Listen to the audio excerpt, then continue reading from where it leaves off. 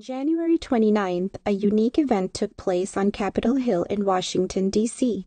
Amidst escalating and widening conflict around the world, especially in Israel and Gaza, more than 180 faith leaders, public officials, and experts gathered to reflect on interfaith models for peace building and reconciliation.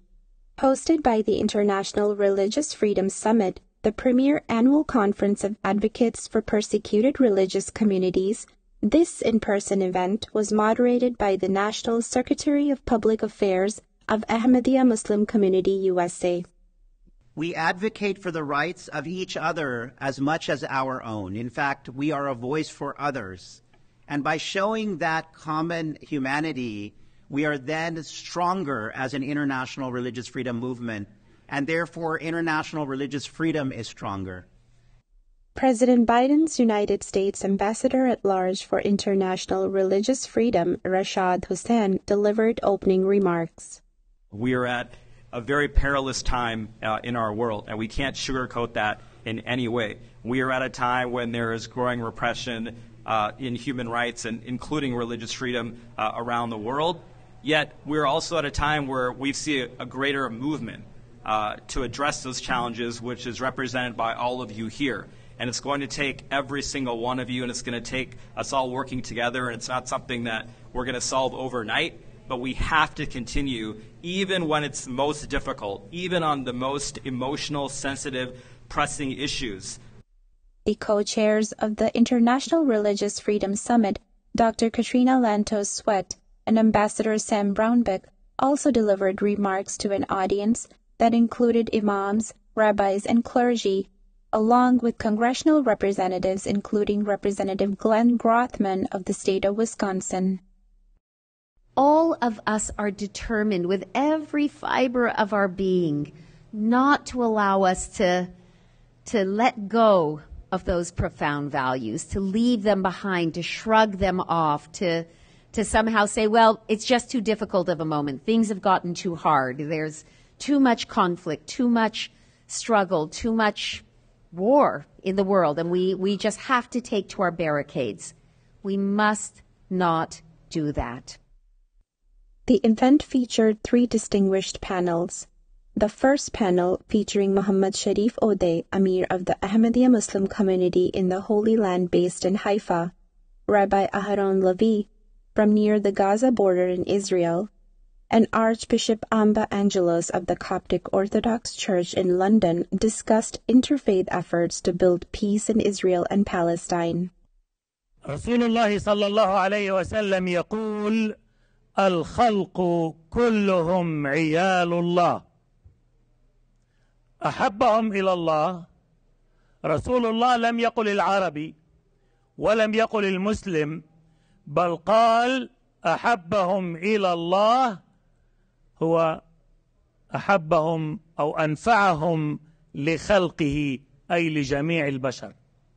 We must love all the human beings. This is what our motto: love for all, hatred for none. الحب للجميع ولا كراهية لأحد.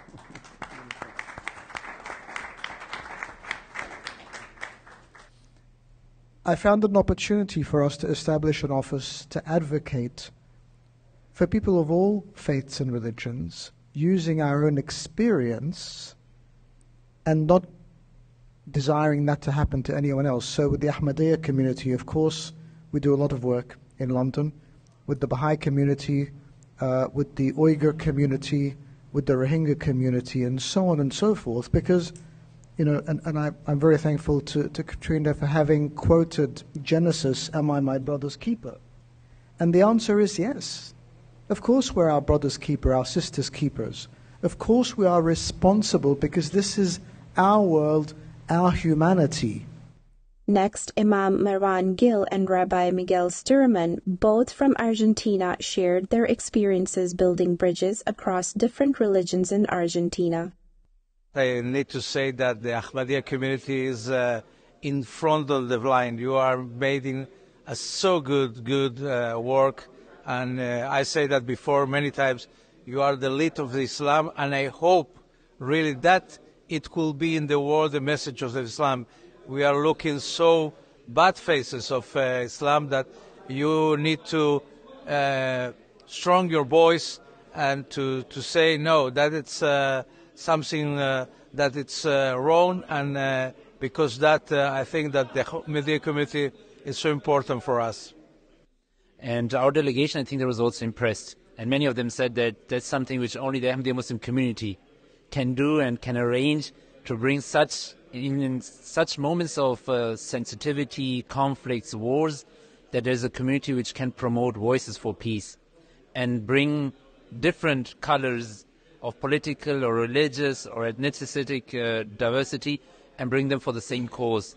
So I think that's really the beauty of our community, and especially shows the wise message we receive from our leader, from His Holiness Mirza Masroor Ahmad. An expert panel also provided valuable perspectives for how religious leaders can help to bring about peace, including Knox Thames of the United States Institute of Peace, Nadine Manza, President of the International Religious Freedom Secretariat, and Fernanda San Martin, former Member of Parliament from Bolivia and Director of the International Panel of Parliamentarians for Freedom of Religion or Belief. It makes all the sense in the world to accept one another, and also being a Christian, to be salt and light in the world and show the world what Christianity is supposed to look like, which is accepting one another and humanity, which of course we see the Ahmadiyyas, the beautiful love not hate. I mean, there's so many threads that are common among our religious communities. And really, I think the key, we've heard this before up here, is standing up for one another. And I think it's incumbent that we all work with our own spaces to challenge our own brothers and sisters based on our own sacred scriptures, to extend a hand, to find a way to lead, so that we can all step forward based on a common appreciation of human dignity and human rights. We want a diverse network. I think that diversity, it is our strength, and that is how I think we should see it in society, in politics. To build those bridges, we need a non-partisan network as we build. The unique event and panel discussions were very well received by all those who spoke and attended, especially given the urgent need for an end to the horrific violence that is unfolding in Gaza. And so now you get these conflicts, but religion is a source of peace if we guarantee people's rights to peacefully practice that faith.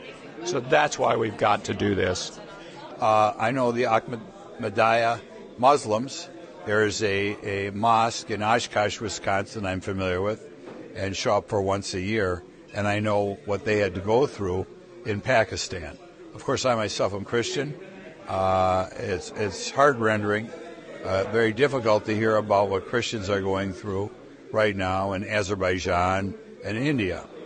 And I think it is important for Americans to wake up and realize that the rest of the world is not as tolerant as the United States.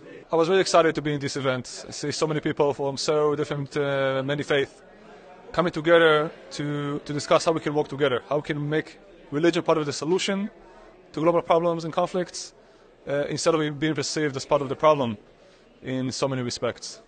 We were showing their demonstrated actions, even with all the conflict that's going on. And they provided a lot of prescriptions on how religion is not the source of the problem. Religion is the solution. And this is the exact words and message of Hazrat Khalifatul Masih Talib bin Aziz. He said that there's an attack on religion, but religion isn't the problem. Religious differences are not the problem. They're part of the solution.